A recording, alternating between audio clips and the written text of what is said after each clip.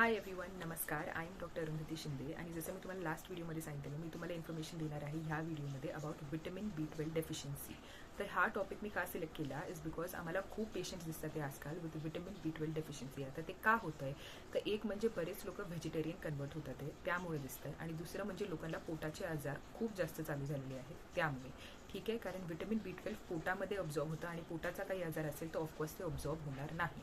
आणि दुसरं म्हणजे व्हेजिटेरियन लोकांमध्ये हे खूप जास्त दिसतं. आता का व्हेजिटेरियन लोकांमध्ये हे जास्त दिसतं? बिकॉज अनफॉर्च्युनेटली विटॅमिन B12ला नॉनव्हेज हा एकच फूड सोर्स आहे ज्यामधनं तुम्हाला विटॅमिन B12 भेटेल.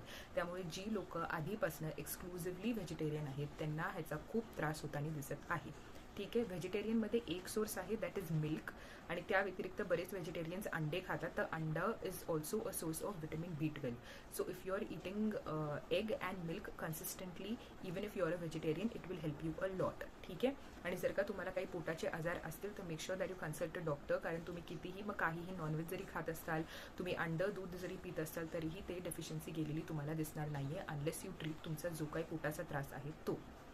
ठीक आहे, आता आपण बघूयात what are the symptoms of vitamin B12 deficiency. Vitamin B12 डेफिशियन्सीचे सिम्टम्स हे आहेत की हाताला मुंग्या येणं, तळव्याला मुंग्या येणं, पायाला मुंग्या येणं, टोचल्यासारखं फील होणं, खूप जास्त वीकनेस इझिली वाटणं, खूप जास्त ब्रेथलेसनेस म्हणजे श्वास घ्यायला त्रास होणं even if you walk a small distance. ठीक आहे, मग सारखं सारखं तोंड येणं हे सुद्धा विटॅमिन B12 डेफिशियन्सीचं सिम्टम आहे. आणि दुसरं जे मेन सिम्टम जे मला आजकाल बऱ्याच लोकांमध्ये होताना दिसत आहे आणि त्यांना ऑफकोर्स ह्यासोबत विटॅमिन B12 डेफिशियन्सी सुद्धा दिसते, people who are feeling low very fast किंवा डिप्रेसिव्ह फील होते. इट कुड बी की तुम्हाला विटॅमिन B12ची डेफिशियन्सी होती. ठीक आहे, आता विटॅमिन B12 मी म्हणेन की तुमचं 200च्या खाली गेलं असेल तर तुम्हाला विटॅमिन B12 डेफिशियन्सी असं कन्सिडर केलं जातं. तरी मी असं म्हणेन की 160 170 वगैरे तुमचं जर का असेल तर खूप कमी झालं आहे असं नाही आहे. तुम्ही डाएटमधनं ते तुमचं रिकवर करू शकता. आणि जर नाहीच आणि तुम्हाला खूपच त्रास होत असेल असं वाटतंय तर make sure you consult a doctor. Vitamin B12चे इंजेक्शन्स दिले जातात, सप्लिमेंट्स दिले जातात जे आपण घेऊ शकतो. सो येस, आणि जे लोक नॉनव्हेज खातात आणि जसं मी बोललं तरीही तुम्हाला जर डेफिशियन्सी दिसत आहे तर consult to doctor. There is a high chance तुम्हाला पोटाचा काहीतरी त्रास होतोय. आता लास्ट व्हिडिओमध्ये मी हे सुद्धा सांगितलं होतं की आयर्न डेफिशियन्सी अॅनिमिया आणि विटॅमिन B12 डेफिशियन्सी अॅनिमिया या दोन गोष्टी लिंक्ड आहेत. तर त्या कशा आहेत ते मी तुम्हाला आता सांगते. विटॅमिन B12 जे आपलं आहे ना ते रक्त बनवण्यात खूप मदत करतं. म्हणजे RBCs जे आहेत आपले रेड ब्लड सेल्स ज्यामध्ये असतं हिमोग्लोबिन, ते बनवायला विटॅमिन B12 हेल्प करतं. तर जर तुमच्या बॉडीमध्ये विटॅमिन B12च कमी झालेलं असेल देर इज नो चान्स की तुमचं हिमोग्लोबिन वाढेल.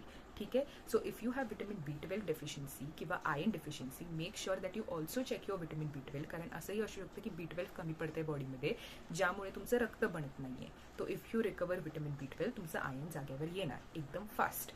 So this is the connection between iron deficiency and vitamin B12 deficiency. So if you have found the video informative, please like, share and subscribe. If you're seeing it on YouTube, of course, subscribe there. And yes, I hope I will come up with something really interesting and fun again. Thank you so much for watching. Take care. Namaskar.